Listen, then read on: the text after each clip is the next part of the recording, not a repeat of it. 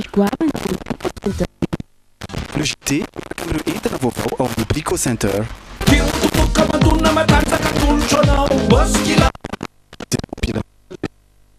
Boskila. No. Bitskina no anaran. Miaraka amin'ny Tony Dan. Nidan du Tony pour vos dents. Vovtsavony Beril, manolotra anao ny logité. Vovtsavony Beril, aimez la vie. Telma.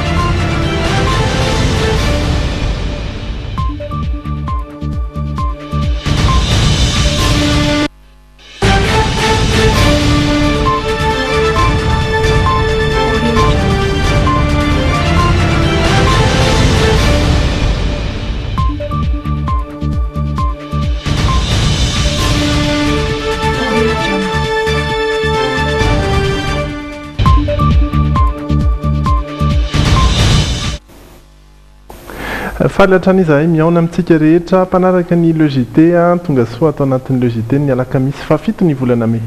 Manolotra ny arahaba ho antsika rehetra ary manasa antsika indray ary araka aminay hatramin'ny farany atao anatin'ny fampalam-baovao amin'ny androany. Entina amintsika avy hatrany ary ireo lohatenim-baovao izay nisongadina androany.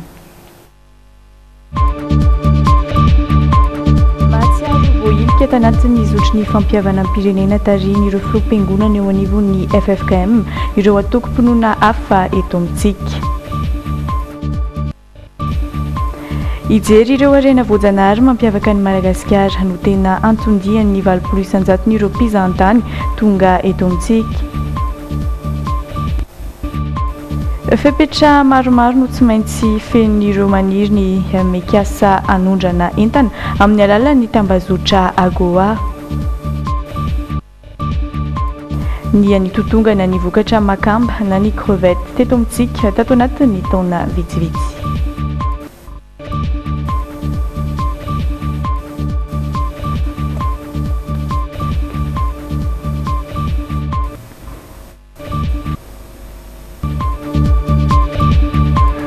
Izay ny eo amin'ny tapany voalohany ao anatin'ny tapany faharoa isika dia iresaka ao anatin'ny asolita ny titranga iray any Brésil mahakasika ny mpilalao baolina Neymar ity misy ihany koa ny oyanao iresantsika ny filoha amerikanina ary andray ny vahiny isika Gottlieb no iaraka amintsika ao anatin'izay tapany faharoa izay tapany voalohany kosa iarahanay sy Tsiora Andrianjaka.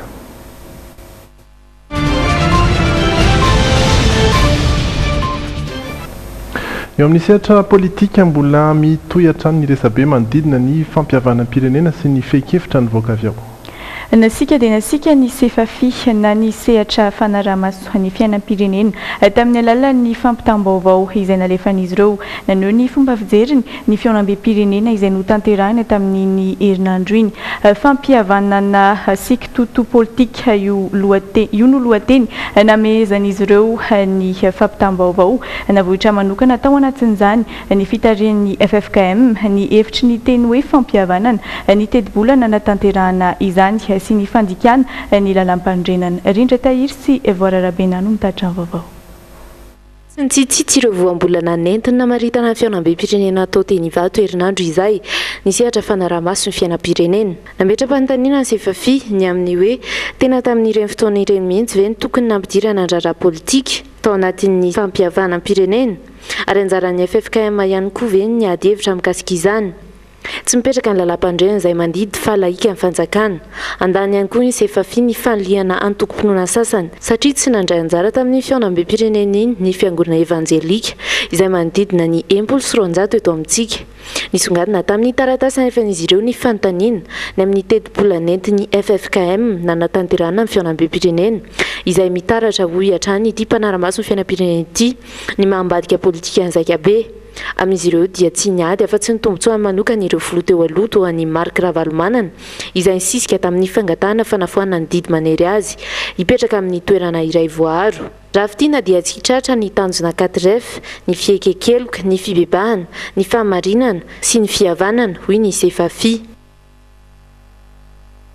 Fa mizarazara tanteraka moa ny hevitrireo mpanorona sy mpitarika ireo fiangonana sy finoana ivelan'ny FFKM mikasika ny nitarian'ireo filoham-piangonana eo anivon'ny FFKM nizotry ny fampihavana amin'ny pirenena hatramin'izay. Misy amin'izy ireo tokoa no nahatsiaro voahilikilika tao anatin'izany. Entina amintsika avetrany ary ny andindiny makasika an'izay eo amin'ny sary ny Stefan Rakotomalala.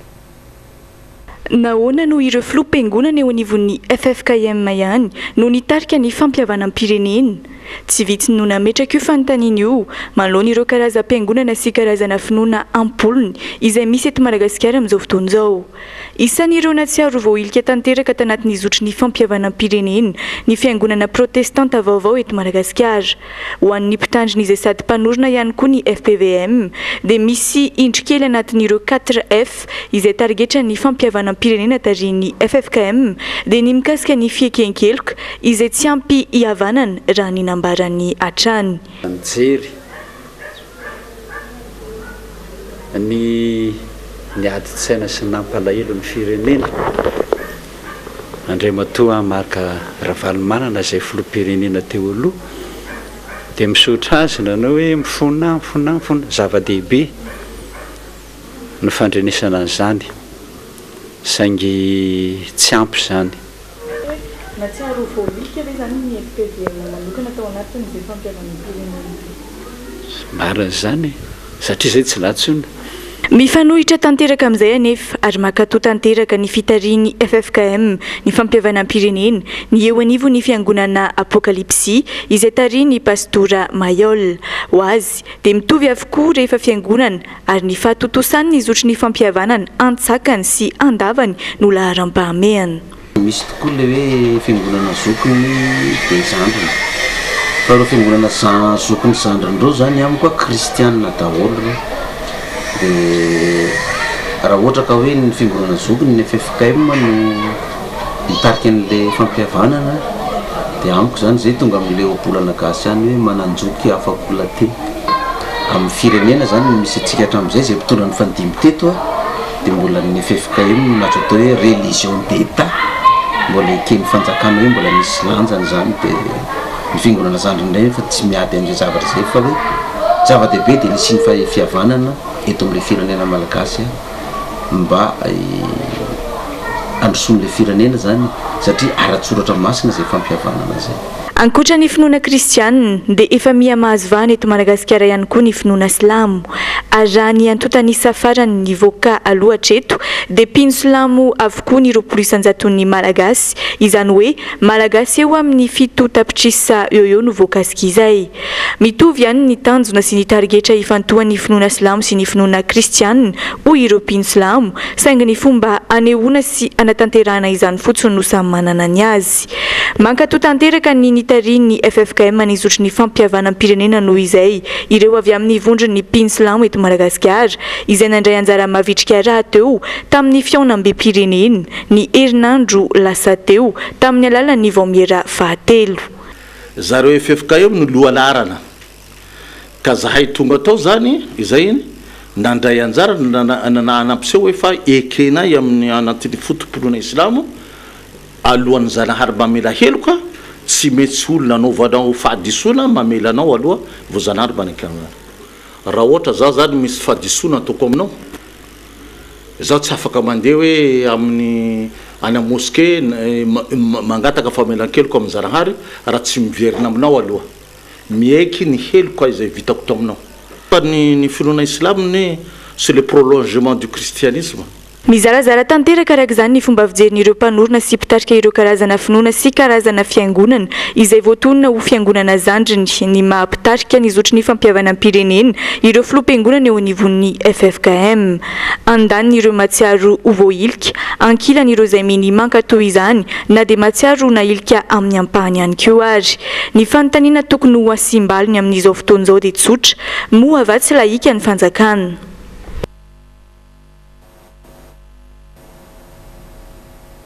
lafimbavao hafa mihitsy indray kosa no resantsika na dia mbola somary resaka antoko mpinoana ihany azy satria dia nivoaka ny didim-pitsarana ny marika Tatandraza izay voapanga fa nanakorotana tany Mahajanga mitondra ny andinindiny makasika izay hitantely Vandriama Razafinirinina sy Sambatra Eriko. Sazy miatra eritaona tranomaizina io ny didiny voaka azony nga marika Tatandraza nandritra ny fotoam-pitsarana azy androany teto amin'ny fitsarana ambaratonga voalohany teto Mahajanga. Sazy miantona eritaona kosa no azony ireo namany efatra amin'ny rahalahy isan'izany Maître Sanga sy Clermont izay mbola tsy hita popoka aloha ny misy azy ireo hatramin'izao. Ny fitazoman'izy ireo zava-maranitra tao amin'ny toby sy ny fandratrana olona nandritra ilay savorovoron'izy tena tany Masazy ny volana martsa lasa teo no nitsarana azy ireo tamin'ny ity androany ity. Tsy mbola tafiditra tao anatin'izany kosa ny mahakasika ireo fanakorotanana nisy ireo fanodikodinana saim-bahoaka ary ny filazana sy ilay resaka mandeha amin'ny fanodikodinana zaza tsy ampy taona izay nitazomana azy ireo farany teo.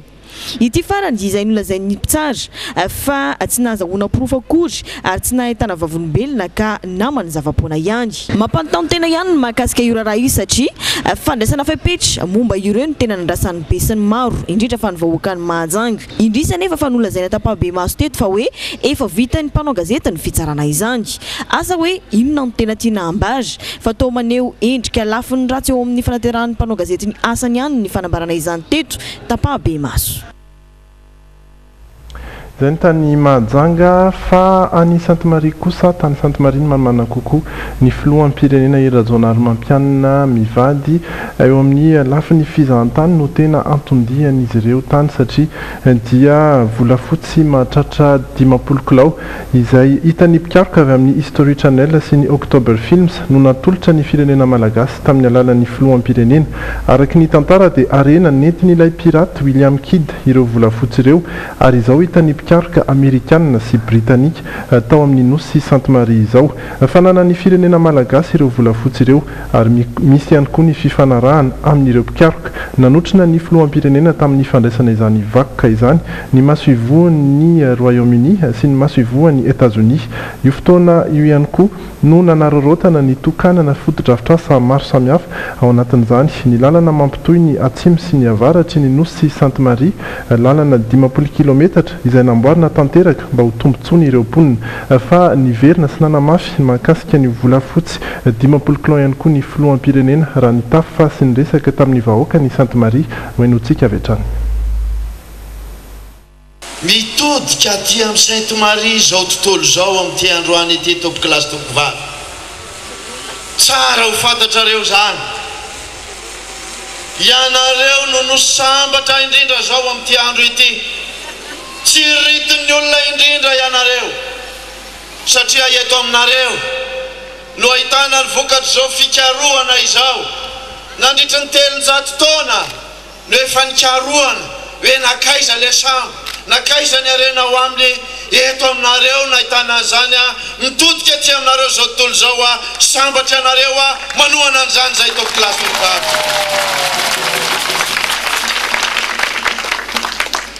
Na mbola tsy tonga azy izao androandroany izao dia efa nisaotra anareo sady izay saotra anareo zay satria nametranareo fatokisana ka tonga amin'izao andraikitra lehibe izao fitokisana napetrakareo taminay valiana fitokisana zany topokilasy topovavy valiana iasa zany topokilasy topovavy efa natomboka izany ary mbola tohizanay topokilasy topovavy. Androany moa izay laha teny nataon'ny filohampirenena tany amin'ny nosy Sainte Marie izay tany antoerana ihany koa izy dia namerina ny resaka fampihavanam-pirenena sy ireo feikevitra noraisina tany antoerana aminy dia vitany amin'iny ary dia hiditra ao anatin'ny fampandrosoana ny Madagasikara indray izy amin'izao fotoana ary anisany izany izao fitsidiana ataony any Sainte Marie izao sy ny fitokanana ny asa rehetra any Sainte Marie izay. Iverenantsika izay resaka fizahantany izay afaka fotoana fohy fa melo izay aloha dia noresantsika teo ny fifandraisantsika amin'ny maso ivo Amerikanina iresaka kely ny tsena ny AGOA sy ny resaka ekonomika isika. Anisan'ny fepetra takina amin'ny fanondranana entana ao anatin'ny tambazotra AGOA ny fanamarinana fa avy aty Madagasikara tokoa no namokarana ireo entana akoatra ny fanarahamaso ny akora fototra ampiasaina sy ny orinasa mikarakara ilay vokatra ary ny fahatongavan'ny entana any amin'ny seranatsambo dia manandanja ao anatin'izay ihany koa ny fahaiza-manao ny piasan'ny fahaditseranana eto amintsika araka izao hitaterany miaro sorojo ravaka sy ikasa mbola manana azy zao.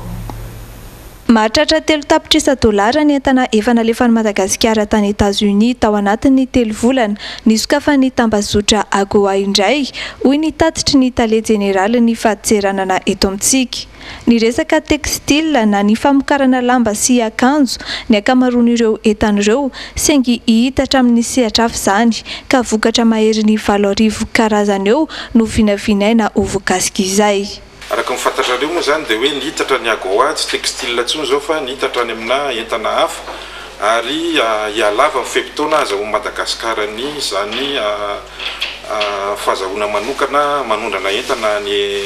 Amerika izany. Na ny fitondrana malagasy na ny fahaditseranana eto Madagasikara na ny mpandraraha manondrana entana avy eto amintsika samy efa malala ny fitsipika mife raha toa ka akanjo na lamba no vokatra alefan'ny États-Unis. Misy pitsopitsony milazaina nefa izay fitsipika izay raha vokatra hafa ankoatr'ireo no ahondrana ny ivelany. Ny ampahafantatra izany indrindra no antom-pisiany ny fiofanana iarahana amindry zareo avy ao anivon'ny fiarovana ny sisitany any États-Unis.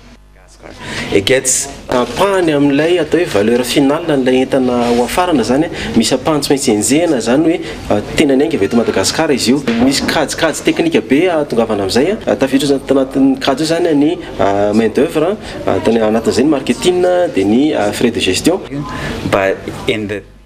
Anisan'ny trangan-javatra mety iseho hoy ny Tale Jeneraly ny fahaditseranana ny hoe entana avy any amin'ny firenen-kafa no mody ampidirina eto Madagasikara ary lazaina avy eo fa novokarina teto an-toerana. Noho izany zava-dehibe ho an'ny mpiasan'ny fahaditseranana eto amintsika ny mandalina fahalalana amin'ny alalan'izao fiofanana izao. Fa iverenantsika indray ny mahakasika ny fizahantany. Ijery ireo harena voajanahary mampiavaka ny Madagasikara izay no antondian'ny 20 isanjaton'ny mpizahantany eto amintsika hoy ny tompon'andraikitra iray avy ao anivon'ny ofisy pirenena misahana ny fizahantany eto Madagasikara. Entina amintsika ary ny fanadihadiana mahakasika an'izay miaro sorojo ravaka sy tiana mampiona Andrianjalala no nanatanteraka izany. Tsy dia manana vokatra fanondrana firy Madagasikara azona vola vahiny raha ny voalazany ity pahay teo karena ity. Noho izany ilaina ny mampiroborobo ny sehatry ny fizahantany izay fomba iray ahafahany vola vahiny miditra eto Madagasikara. Manana besoin maro tsika zany izay tsy maintsy importena ny ivelany toy ny hoe solika ozy isitsika sy ireo ataontsika hoe entana maro isan-karazany ilaina amin'ny fiainana andavanandro saika mbola importena daholo ireny rehetrarehetra ireny ka mila vola vahiny tsika. Ny source ahafahana mahazo an'izay vola vahiny izay aloha voalohany indrindra dia ny fizahantany. Ankoatra ny tsy fandriam-pahalemana sy ny filamina ny toetra ara-politika, olana mety hampiembotra ny mpizahantany matetika ny faharatsiny ny fotodrafitrasa toy ny lalana na ihany koa ny tsy fahatomombana ny sidina nabakabaka ka tsy mahafa-po ny mpizahantany. Manginy fotsiny ny fahasimbany tontolo iainana izay mirakitra harena voajanahary misarika ny mpizahantany hitsidika. Anisany omendanja kokoa mandritra ny hetsika iraisam-pirenena ho an'ny fizahantany eto Madagasikara arak'izany ny fiarovana ny tontolo iainana. Omena vahana kokoa amin'ity andia manaraka ity ny fiarovana ny tontolo iainana eto Madagasikara. Raha tapitra ripaka ny ala sy ny gidro lazaina fa mampiavaka Madagasikara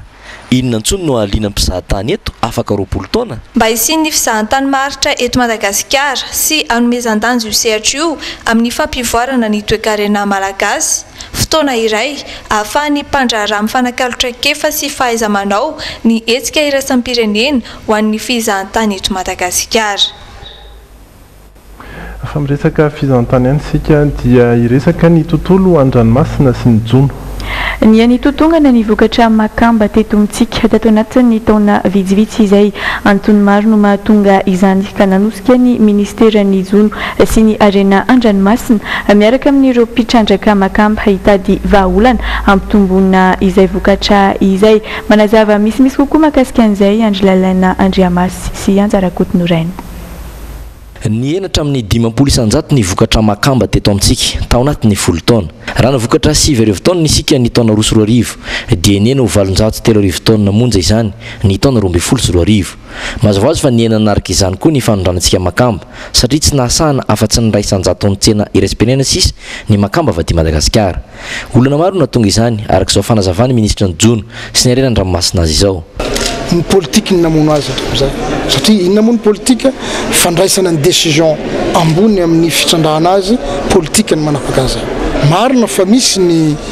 zavatra voajanahary ohatra ny resaka climatique zay tsitsika no mametra an'izany mampiena ny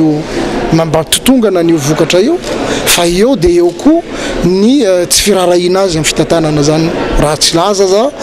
ny famelana an'le olona mitrandraka mampiasa ny matériel tsy ara-dalàna na eo ny fanimbana ny mangrovintsika io zay important lehibe important mihitsy io ataontsika hoe goavana amin'ny fiveloman'ireo crevette reo na ny fanatodizany fotsiny ankoatra dia olana tsy azontsika ialana ihany koa ireo loza voajanahary toy ny tsunami sy ny fivavahany ny toetrandro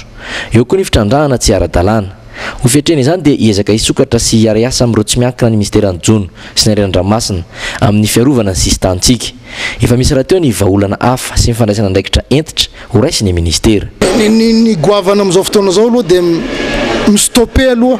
an'io dégradation io fistopena an'io mety misy fomba maro eo ny efa nakomancé ny GPCM ohatra ny fandrindrana ny fitrandrahana industriel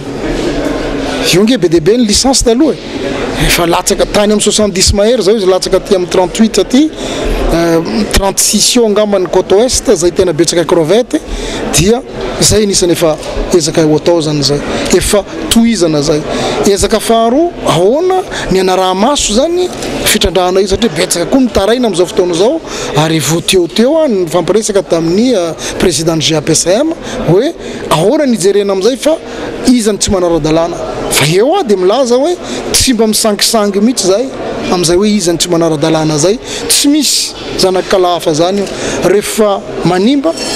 dia sanction farany ambony koa natao indrindra raha manao récidive izy noho izany dia nisy ny atrikasa naharitra teloana izay nandiniana mahakasika ireo olana sy vahaolana ho an'ny fitrandrana makamba eto Madagasikara atrikasa izay raha ministeran'ny Jono sy ny arenan-dranomasina sy ny sambandraram-panjakana mpanaramasony sehatra ny Jono ary ny fikamanan'ireo orinasa mpitrandraka makamba nampiny tahiry iraisam-pirenena ho an'ny tontolo iainana na WWF izay ny mahakasika an'iny fa iresaka koa sika mahakasika ny rano fisotro madio isaky ny fandalovan'ny rivo-doza dia efatra ka hatramin'ny 900 ny foto-drafitrasa miantoka ny fanomezana rano fisotro madio no simba tanteraka manomboka izao ary dia atao maritra antaonany maro avokoa ny fiorenana foto-drafitrasa iray manatombo eo amin'ny 520 isanjato eo ny fandanina amin'ity toromarika vaovao ity raha oharina amin'ny fandanina natokana ho an'ireo foto-drafitrasa teo aloha fa mbola avy amin'ny banky iraisam-pirenena mitetina 4 tapitrisa $, no ampandehanana ny asa ahatra 2 andro moa ny atrikasa fankatoavana sy fandravolana ireo toromarika voavolavola tany amin'ny faritra amin'ity fanorenana maharitra ity izay iarahany ministeran'ny rano sy ny CPGU paikady izay everina fa ampianana ny tahany tsy fahazona rano fisotro madio indrindra ny amin'ireo toerana lavitra izany hoenontsika ny fanampanazavany amin'ny fandraisam-peo ny Rindra Tahiry sy Voararabena ka ninninna ny fiovan'ny toetrandro eo ninninna ny loza ara-voajanahary zany dia tsy ho simba intsony ireo foto-drafitrasa ireo fa dia hipetraka maharitra araka ny teniny nataon'ny Andriamatoa secrétaire exécutif ny CPGE teo hoe aorina amin'ny fenitra ara-dalàna ireo foto-drafitrasa ireo mba hananantsika azy maharitra sy hananantsika azy ho an'ny taranaka amanjafy rehetra. Iny ihany koa ny antsika iampita ao anatin'ny tapany faharoa andraisantsika ny vahiny hoentin'ny Codeliba iresantsika ihany koa ny portrait ny oyanao sy ny insolite ary ny fanatanjahantena mazava ho azy ao riny tokambarotra.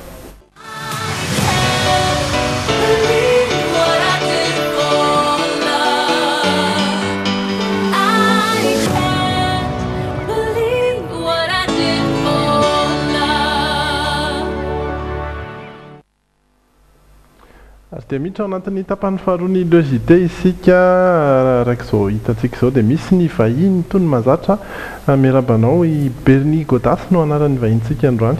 Ouais.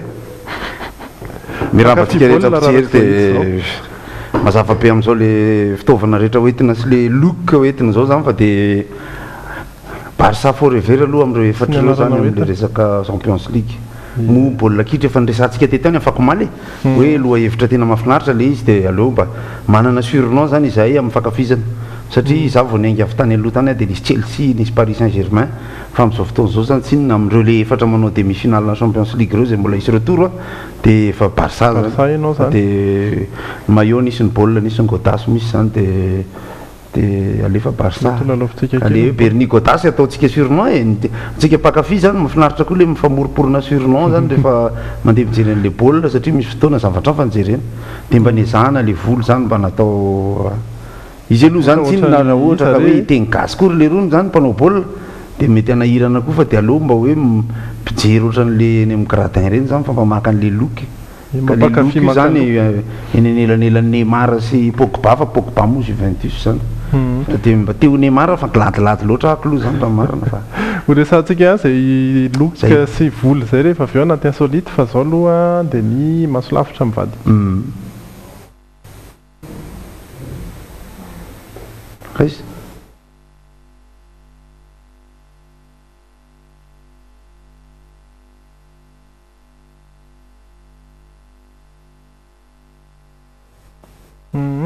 solana kely ny fampidizana sary fa efa masolavitra mivadika any masolavitra mivadika be mihitsy le izy teo mivadika loatra ndray ka le izy moa zany dia tsy tena hoe resahan'ny olona rehetra satria misy ihany ny olona mety tsy tena mankafy resaka baolina kitra fa amin'ny ankapobeny zany raha eto amin'izao tontolo izao nijerena dia misy ny baolina kitra tena ankafiziny maro eran-tany dia misy ny baskety ankafiziny maro zay mitovitovy feritreritra amin'ny amerikana dia misy ny rugby zay ankafiziny maro ihany koa amina firenena maro raha ohatra ka anankitelo zany ny karazana discipline dia hoe reo zany anisan'ny discipline sport collectif zay mahalasa-dala ny olombelona zany hoe le lasa-dala tsy lasa-dala fa hoe tena anisan'ny antom-piainana mihitsy tsika eto Madagasikara manko zany ny terrain ohatrany tsy dia mbola tena hoe tsara ny baolina kitra tsika koa mbola tsy dia tena manjon'olona loatra dia ekena fa nisy ny baolina pasika zay nahalasantsika aloha fa mbola tsy populaire au sens isana mpijery reny zavatra reny fa raha ohatra ka ny baolina kitra ohatra hoe any amin'ny firenena européenne zay mahamatymaty antsika amin'izao ary matoa ako manao maillot amin'ny Barça eto zany aloha dia satria Barça zany aloha ny ondanana amin'izao zany misy ny LGK plus misy ny sinsisa ny Knaps sy ny mpanao baolina kitra tsika aty fa aleo reny ho aty aloha fa raha ny tena zavatra nijerena tahaka ny omaly tsy miteny akory hoe lavitry ny hafa ny kitay fa baolina kitra zany dia sport fédérateur izy anankiray sport mampiala volo be izy anankiray ary mampanofinofy amina zavatra hoe tokony hoe lavidavitra fa nle ohatrany omaly mantsy ny tena natonga tapakevitra hoe aleo anaovana ny akanjon'ny Barcelone dia reny kitra na voakany Barcelone reny zay misy ny baolina roa matin'ny Messi omaly sy ny matin'ny Neymar anankiray reny no andrasana amin'ny atao hoe baolina kitra le izy moa zany rehefa mahita amin'ny Barcelone manao baolina na tsy mahafaty azy izy ohatra zay zany le tena limite rehefa tena mankafy na tsy mahafaty azy izy dia mahafinaritra le mijery tadiditsika tsara fa 10 taona lasa zay nahintsany Bayern ny Barça dia Bayern efa taona teo dia Bayern tamin'izay no champion d'Europe amin'ny club Champions League zany dia tamin'izany zany betsaka aloha nitenitena efa raraka be le Barça efa nisy Messi fa fantatra ihany fa ny ekipa lehibe tsy maintsy tafarina foana dia zay no mahatonga an'le hoe tsara le misy an'le star le fahaizana baolina eo ihany koa moa zany ny tena fandinihako saiko amin'ny eritreritro rehefa tena mijery endry Messi sy mijery endry Suarez moa zany tsy tena ankafiziko be fa tsy mampaninina ako no miaiky hoe mahay izy aminatin'le ekipa fa mety any akafy izy tsy fantatro izy moa zay mpanaikitra efa saika nanaikitra izy maleny dia misy ny mpanao baolina zay tena ankafizina eo ampijerena azy fa hita ihany hoe misy gasy raha anganty gasy rehefa alaina tsirairay fotsiny mpanao baolina misy gasy mahay ohatran'ry Messi misy gasy mahay ohatran'ny Neymar misy gasy mahay ohatran'ny Suarez izy telo lantsy mitovy ny fahaizany baolina ary hitanisa manko ako zao satria misy ny mpanao baolina hoe nalaza zany dia niaraka tamina ekipa mialatsiny aminareo vehivavy aloha zany fa raha mankafy baolina raha tianareo ny resako dia misy zany a ny équipe ohatra hoe ny Barça misy endry Messi io zany tiana le club hita hoe mahay fa misy vedety be ao anatiny ao a fa raha vao mandray baolina zany Messi zany a dia ohatrany hoe Andriamanitra ny eny mitongony ohatrany hoe ny anarany ve le izy sa talenta ve le izy sa ahoana le izy dia le izy a le atao hoe qualité ananandry Messi reny a dia talenta dia miampy asa dia lasa science amin'ny baolina kitra zany hoe science fanatanjahantena science amin'ny maha-olombelona dia science amin'ny resaka ara-bola satria ny fahaizan'ny le entraîneur Luis Enrique manambatra ny talenta brésiliana argentin uruguayan ao aloha ao zay voalazan'ny mpanadiady fa mpifahavalo izy ara-fanatanjahantena raha ny Amerika Atsimo mpifahavalo tsy tena hoe fa mono akory fa mahay miaraka ireo rehefa ao aloha ao amin'izao fotoana zao zany raha nijerentsika ara-tantara dia ireo ny anisan'ny trio d'attaque historique tena tafapetraka tsara mihitsy fa mitanisa manko ato hoe raha ohatra ka ekipa dia nisy a ny Real de Madrid nisy ny Zinedine Zidane, nisy ny Ajax nisy ny Johan Cruyff, nisy ny Juventus nisy ny Platini, nisy ny FC Cologne nisy ny Litbarski, nisy ny Naples nisy ny Maradona, nisy ny ekipa pirenena brésiliana nisy ny Pelé, dia nisy ny ekipa ny Bayern nisy ny Beckenbauer, dia nisy ny ekipa avy any Tuléar ny Soma Sud sy ny Corinthians nisy ny Maître Kir. Mbola azo tenenina ny hoe ekipa ny Saint-Michel nisy ny Augustin Bovola. Ho antsika rehetra mpakafy baolina zany a dia nisy an'ireo fa rehefa aorindrina kely eo tsika mbola hiresaka hoe ny atao hoe starana vedety amin'ny baolina kitra no maha baolina kitra amin'ny baolina kitra koa. Mety mbola hiresaka baolina kitra trantsika fa satria misy ny fanatanjahantena rehefa eo misy ny insolite rehefa avy resana baolina fa ity aloha vaovao anankiray izay anisan'ny lehibe hiverenana kely ny eo amin'ny sehatra politika angamba eto Madagasikara eto Antananarivo satria dia nametra mpialana io arivo io ny PDS n'Antananarivo ny asina Andriamanjato raha ny fanambarana voaray dia ny anton'izao fametraha-pialana izao dia ny ahafahany manao hevitra malalaka mialoha mandritra sy aoriany ny fifidianana ben'ny tanàna izay efa ho avy dia mijanona hatreo moa izay fanambaran'izay izany hoe tsy misy antony hafa ary tsy mbola misy ihany koa na tsy misy mihitsy aloha hatreto ny filazana hoe misy ifandraisany amin'ny mety hoe firotsahany ho fidiana ve izay fialana tsy ho PDS izay tsony afaka koa zany résidence fixe afaka raisina ohatr'izay koa ny azy dia resaka toizantsika any izay hoe mety hoe politika mifandray kely amin'izay ny hoy anao.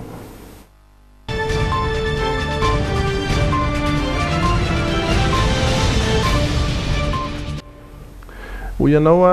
hitondrantsika indray sary eny amin'ny arabe rehetra eny antanina ny olona hoe fantatra ve ity olona ity na tsy olona azo atao hoe malaza ary fantadaza maneran-tany ity hoentina amintsika ity dia tsita fa ny filoha amerikanina Barack Obama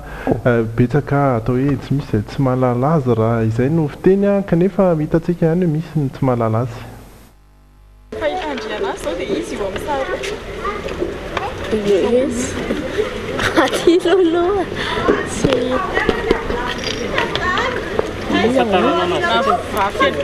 fahitanao anazy vao mijery fotsiny dia hoe izy io zao ono mamany tsy fata gasy sa fa za hitanao anazy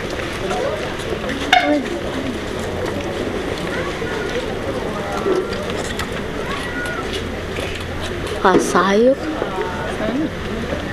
vazaha pièce avès fa zay vao nahitany io raha fahitany tsy anazy zao dia izy iny amin'ny sary Barack Obama izy zao Barack Obama filoha amerikanina ina mampiavaka anazy amin'ny filoha rehetra izy mainty hoditra filoha mainty hoditra tany États-Unis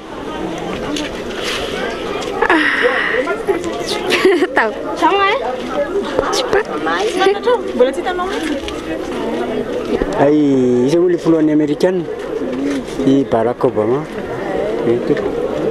inona mahasamihafa anazy amin'ny filoha amerikanina efa mifandavatra amin'izay le volokotitra angambany i Barack Obama président any tsy tadidiko Iza misy ta.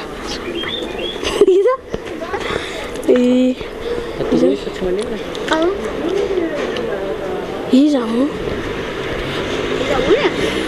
Efa hitako tany télé fa tsy tadidiko izy ny anarany. Fa filoha io. Filoha any New York. Marina ka mety ao anatin'ny fireneny New York fa États-Unis moa zany mazava ho azy. Ohatrany tokony nisy kavina ihany ako mety tsara nisy kavina.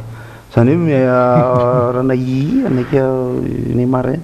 Fa le io dia le resaka télé raha vombolona mba mijery télé kely fotsiny olona dia tokony malala ohatra hoe Barack Obama. Fa anisan'ny olona tena hoe médiatisé indrindra tamin'ny filoha amerikana rehetra hatramin'izay ny président Barack Obama fa hita mihitsy zany le olona misy tena tsy mahita télé sady efa eny taona no nitondrany ny firenena satria efa miditra anatin'ny fepitaona faharoa izy zao zany hoe tsy voazao akory izy no filoha efa elaela ihany nahitana anazy teo amin'ny télé fa samy mahita zay jereny moa zany rehetra mbola iresaka politika ihany tsika fa iresaka zavatra hafa kely indray aloha zao iresaka ny Neymar iresaka ny baolina anatin'ny mbola insolite aloha zao insolite.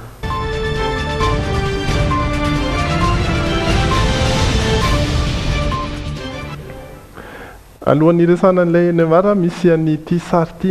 izay nisan'ny hoe sary somary mahavariana efa tamin'ny taona 1970 izy ity no niorina kanefa hoentina amintsika ihany ny sary any Japon tetezana iray izay mitondra ny anarana hoe Ohashi na tetezan'ny Seto moa zany no ahafantaran'ny rehetra azy ihany koa dia tetezana anisan'ny atao hoe mampitahotra ihany raha jerena lavitra ho an'ireo izay efa nandeha sy efa nandeha matetika tamin'ity tetezana ity dia tsy dia taitra loatra mety afaka sady mijery ny sary ihany tsika satria izy ity dia atao hoe ny fidinana sy ny fiakarana amin'ity tetezana ity zany no hita hoe tena mampiavaka azy alohan'ny ekarana amin'ilay tena lalana izay mirefy 3 sy 1 metatra eo zany mampitohy nosy roa izy ity dia Okayama sy Kagawa ary arabe tahaka izao zany napetraka ampitohy an'ilay nosy ty amin'ny fiatombohan'ilay lalana ity somary misy fiakarana sy fidinana avy dia avy ity lalana ity dia mandovola miditra eo aminy ity tetezana ity maromana kokoa mandovola ary izay 3 sy 1 metatra izay dia vita ao anatin'ny 13 minitra raha ohatra ka fiara mandeha tsotra sy mandeha mafy satria tsy misy miolakolana loatra zany ity lalana ity. Mba tsy ampatahotra ny olona aloha dia azavaina zany fa ny atao hoe télé objectif na ny fomba fakana ny sary no mampifitetaka ny sary mahatonga azy tena lasa fiakarana be fa raha ohatra ka tena tonga eny amin'ilay izy zany dia mitovitovy amin'ireny hoe fiakarana ambojatovy ireny angamba le izy. Hitantsika misy mandeha tongotra zao amin'ilay sisiny teo andeha tongotra 1 kilometatra sy 300 zala ary misy ambony sy ambany ny tetezana iny zany hoe mbola misy lalana ray indray ato ambany ho an'izay mety hoe tsy tafiditra eo amin'ilay lalana eny ambony fa ohatran'izay moa zany le lalana saika namboarina fa tsy vita dia izay mampiala io. Iresaka kely any Brésil amin'izay ary tsika eo amin'ny baolina kitra tato ato moa zany izao hoe Champions League fa ny any Brésil amin'izao fotoana dia lamaody be mihitsy ny fametrahana ny sarin'ny Neymar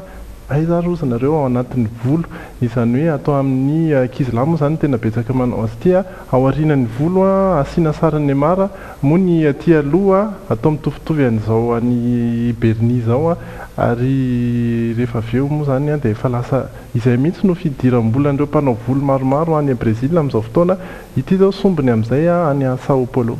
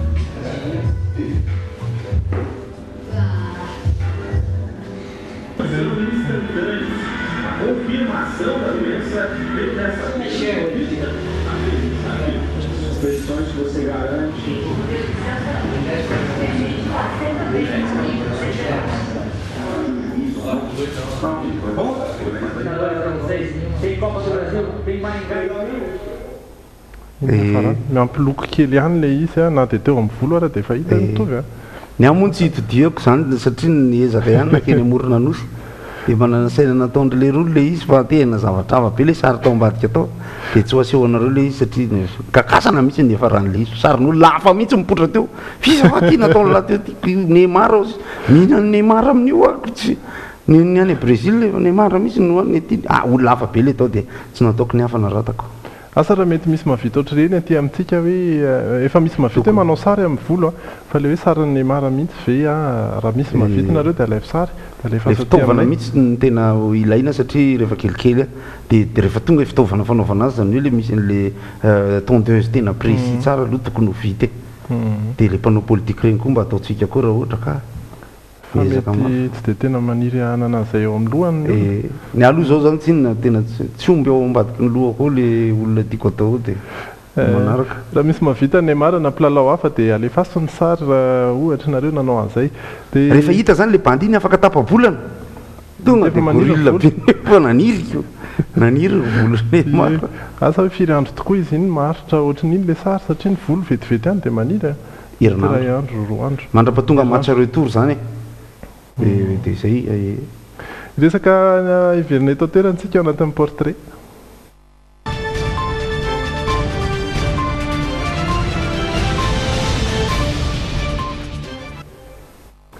efa noresantsika teto ihany tovolahy ray anisan'ny mibataentana tetsy Ambodivona ity indray kosa dia vehivavy indray noresantsika Celestine no anarany ary mpibataentana ihany koa izy etsy amin'ny tsena Nandravoangy indray kosa i miary Sorojoravaka sy Kasambola Manana no mitondra ny tantarany mibata entana ety amin'ny tsena Nandravoangy no asan'ny Celesy isan'andro alahady tokana izy vao mamikarakara ny tokantrano mpibata entana ihany koa ny vadiny fony fahavelony ary io vadiny indrindra no nitarika azy anao izao asa izao na izany aza tsy midika izany fa mazaka entana mavesatry Celesy satria entana manana lanja manodidina ny 400 kilao eo ihany no farany zakany batainy tsy mampaninako izay mavelona natao fa nga mahazo manao an'izany tsy mety hoe ino hoe anao makorela na hoe anao zavatra le manao ela manao labona na loko loha tsy tiako zay tsy tiako reny aleoko ohatra hoe miasa tena dia ohatrany sotro ranona koa dia zay azo ny andrandrainy ireny olona maka entana amin'ny tranombarotra mpamongady ireny matetika no maka ny Celesy bata entana arakaraka ny mpanjifa kosa ny saran'izay asay indraindray 1000 ariary indraindray 500 na 2000 ariary misy fiantraikany kely amin'ny fahasalaman'ny Celesy ilay mibata entana isan'andro raha ny fitantarany satria misy fotoana marary mafy ny nifiny no mariany kosa nefa fa tsy mikasika zava-pisotro mamamo izy na dia misotrosotro izay aza ny sasany amin'ireo lehilahy mpibata entana eto amintsika misotro kafe tsy manao azany misotro kafe fotsiny any kafe ihany mbo tiako kafe itsinjovana ny androm-pahanterana any Aoriana dia efa manorina fiompiana kely Celesy any amin'ny toeram-ponenany any Sabotsinamena raha ny fitantarany any mba faniriany ihany koa nefa ankoatr'izay ny hoe anana tsena ivarotana indray androany zay mety faniriany maro eo ihany koa zay faniriany Celestine zay tsotra kely moa ny gasany faniriny manana le tsena le eo akaiky eo mbola tsy tena lasa lavitra be fa ny eo akaiky eo ihany aloha ny tena mba satria zay mitakatry ny heritreritra sy mety ho vita zay mihitsy le izy ary nyresaka hoe traikefa moa zany eo le manahirana antsika mihitsy amin'ny resaka fiofanana ara-piainana zany tsika menakavy rehefa miresaka dia tsapa ihany ny gasy rehetra amin'ny kapobeny raha anao salanisy tsika zany fa sahirana mbambana jereo ty tsika jereo ty zay akanjo barsany ie zany hoe mety tsara ihany izay tanjony Celestine zay rehefa tonga eo amin'ilay tsena indray dia maka tanjona angezangeza kokoa angambany mety mengy amin'ny fanjaitra dolo iresaka ny fanatanjahantena amin'izay arsika Pour un bien-être et une bonne forme, pensez à Beauty Center Antanmen dans le JT.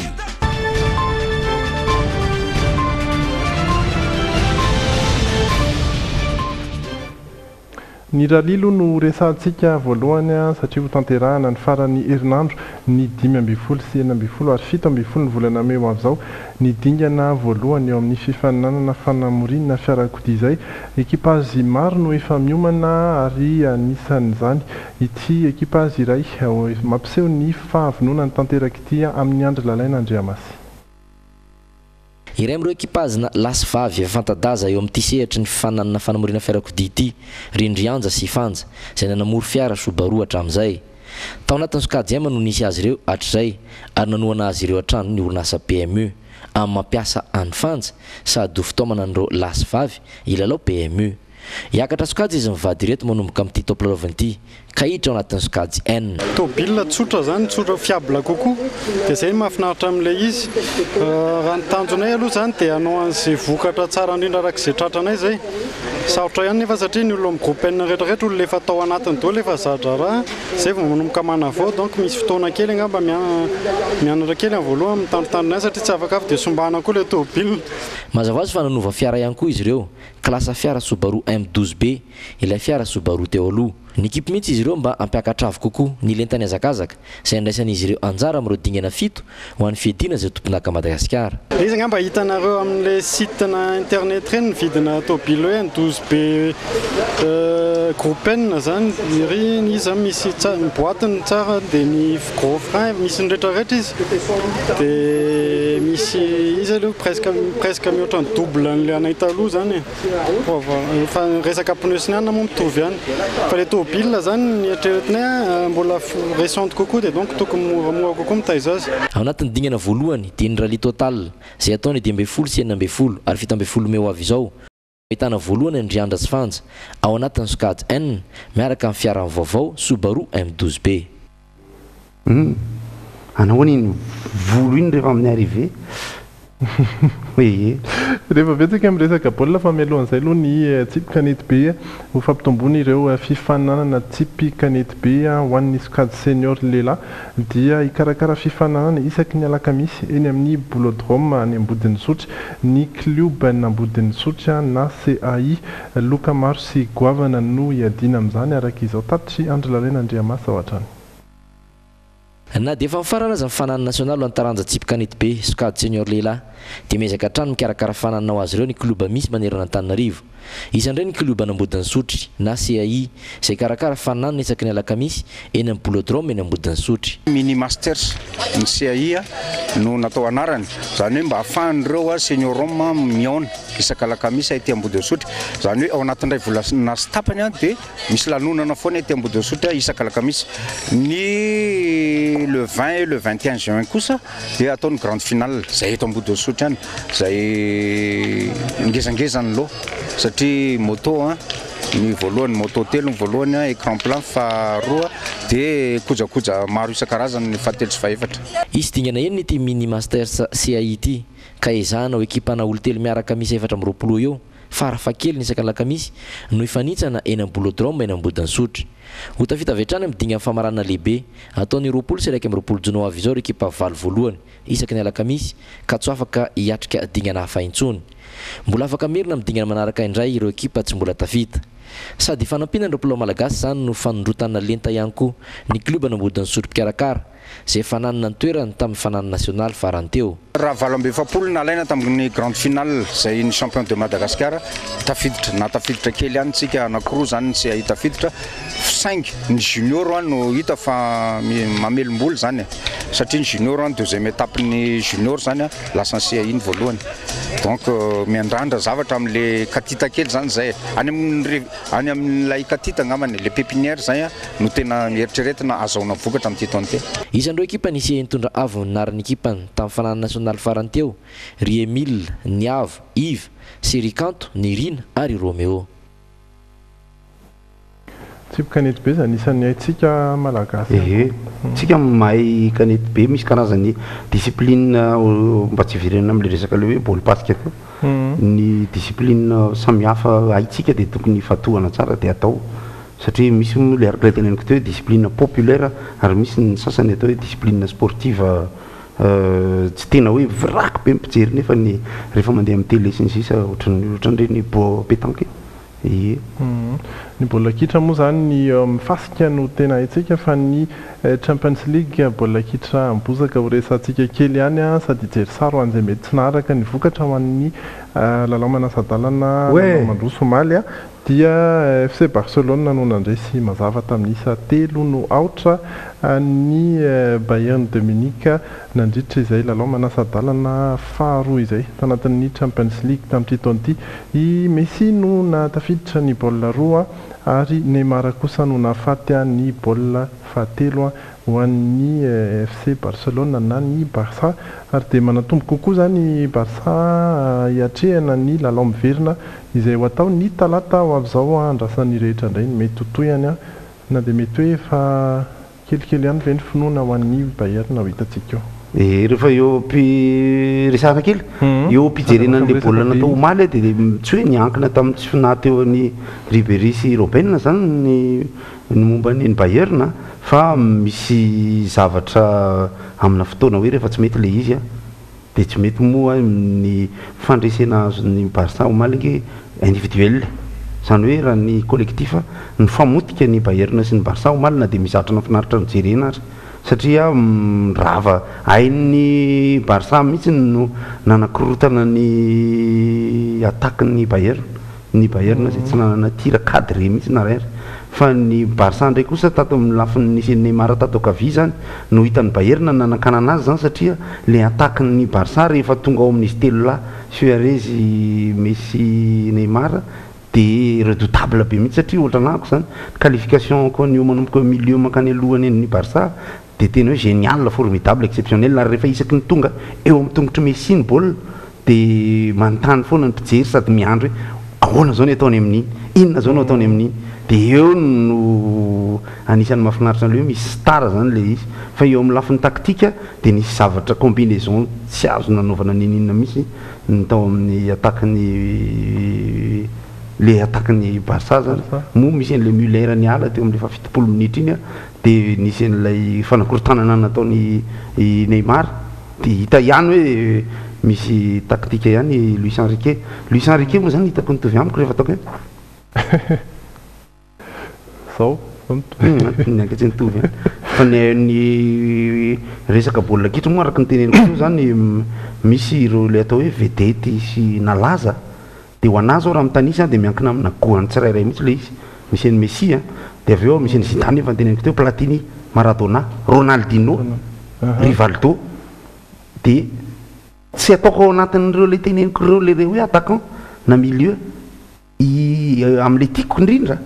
i Ronaldo anakiroa brésiliana sy portugais sy Didier Drogba zay tiako ireo fa tsy tafiditra anatin'iretsy ny antony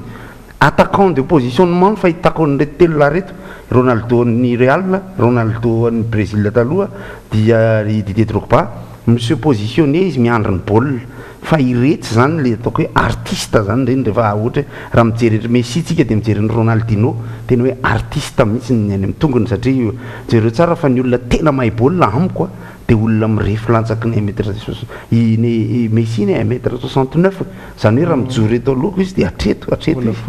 i Maradona raha mijoro eto aloako dia atreto zany hoe zay mbola fanontaniana apetraka amin'nyrehetra dia mahazo n'ity baolina ity izany lava i Maradona sa Messi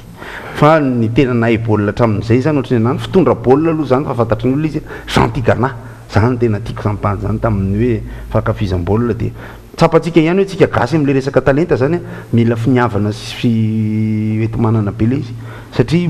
jereo tsara rehefa micontra amin'ny africaine tsika tsy misy an'le africain noir be vatana be reny ka mahay mizigla be amin'ny baolina ohatrany hoe Messi na Ronaldinho fa itsika nefa mahavita an'le voalavo kely misy voalavo mihitsy moa ny attaquant-tsika fa dia miankina amin'ny hoavy zany io engane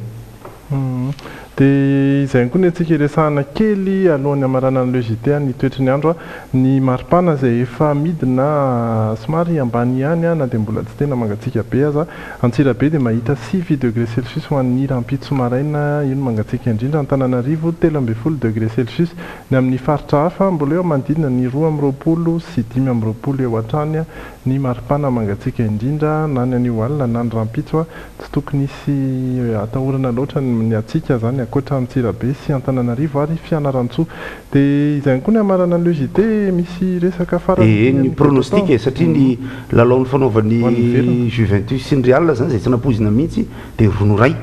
Juventus ny nandresy ary ny retour zany zay atao any amin'ny kianjan'ny Real de Madrid dia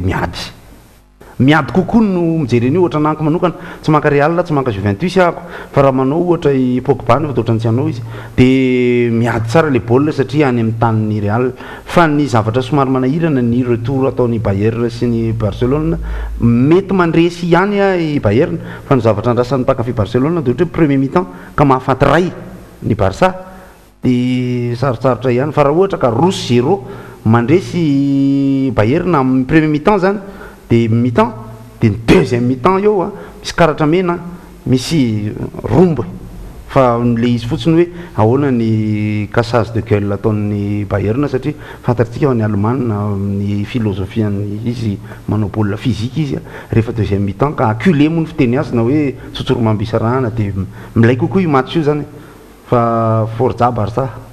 hitantsika toy an'izay amin'ny herinandro ihany tsika dia efa mahita mivalin'izay rehetra izay afaka fotoana fohy ny top coiffeur avy eo ny série Bonne Star ary avy eo horonan-tsara i Riot Club iresahana n'ity club iray ho an'ny olona atao hoe miavakavaka sy secret ity Riot Club izay amin'ny 10 ora latsaka eo eto amin'ny Jumina trany Jumina ny logité indray kosa dia rampitso no miverina amin'ny 7 ora sasany tsy mety nitsangana mihitsy amin'ny volon'ny Neymar ok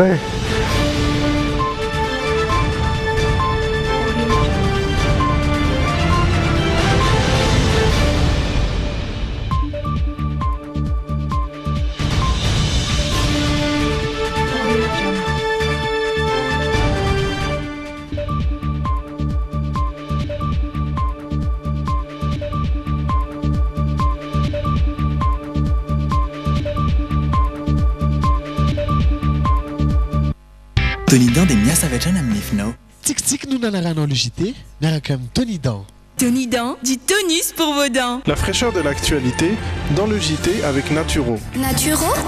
naturellement sain. Telma, safidiko numéro 1 malagasy nanotra ho anao teo. Arrivage goavana ao amin'ny Brico Center Beozisk. Le JT miaraka amin'ireo entana vaovao ao amin'ny Brico Center. Jereo ampilaminana le JT miaraka amin'ny Moskila. Vovon Beryl nanolotra anao teo ny le JT. Vovon Beryl, aimez la vie.